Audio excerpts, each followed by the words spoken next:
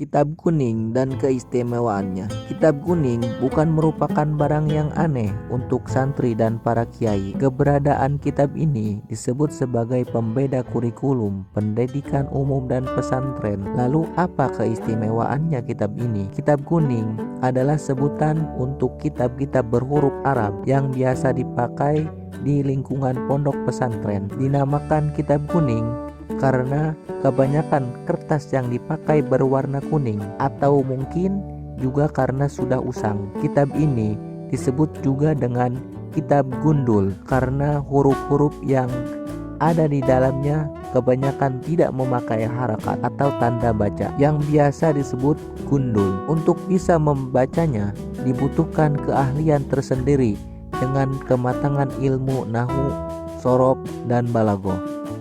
Biasanya penggunaan kitab itu dengan cara memberikan makna dalam bahasa setempat yang ditulis di bawahnya secara miring dengan menggunakan huruf Arab pegon. Maka yang seperti itu lazim disebut dengan makna jenggot karena terbentuknya menggantung seperti jenggot. Jenis kitab kuning yang berkualitas dan berharga mahal dikenal dengan jenis Beirut yang merupakan hasil impor dari Lebanon. Sedangkan tinta yang biasa dipakai memberi makna adalah tinta Cina yang berbentuk patangan. Setelah dihancurkan dan dicampur dengan air dan serat pohon pisang. Ruh pesantren keberadaan kitab kuning khususnya di kalangan kiai atau pondok pesantren di samping sebagai pembeda antara kurikulum pendidikan umum dan pesantren, juga sebagai ruh dalam pesantren, terutama pesantren yang berbasis salafi. Keberadaannya di hati santri dijadikan sebagai media utama serta rujukan dalam membahas dan menyelesaikan suatu permasalahan.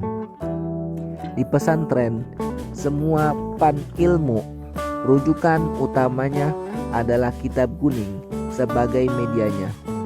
Kitab kuning dibahas secara rinci dan mengupasnya secara menyeluruh oleh para santri, baik dari segi ilmu fikih maupun yang lainnya. Semuanya dikembalikan kepada kitab kuning. Dengan kata lain, bisa dikatakan bahwa kitab kuning adalah ruh dari pendidikan pesantren. Kitab kuning merupakan kitab warisan dari para ulama terdahulu. Kitab ini dikarang oleh imam madhab atau yang dikenal dengan sebutan imam madhab.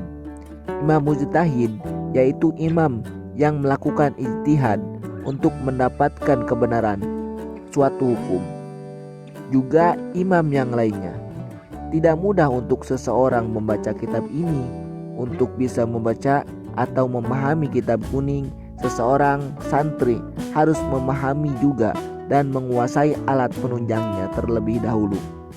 Di antaranya, penunjang orang bisa memahami kitab kuning adalah mengerti ilmu nahwu dan juga sorob. Nahwu adalah ilmu yang membahas tentang perubahan harokat dan huruf akhir kalimat. Di antara contoh kitab nahwu adalah kitab Jurumiyah, Imriti, dan lainnya.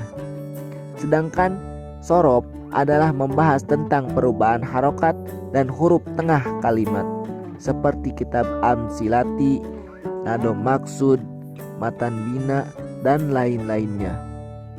Selain memahami nahwu dan sorob, juga seorang yang ingin paham tentang kitab kuning harus menguasai ilmu balaghah dan mantik.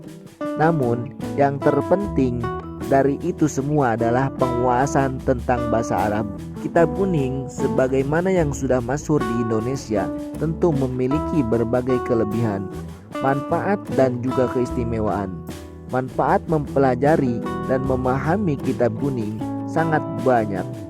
Dengan memahami kitab kuning atau yang biasa disebut dengan kitab klasik, sedikit banyak akan tahu apa yang tersirat dan apa yang tersurat dalam Al-Quran dan hadis.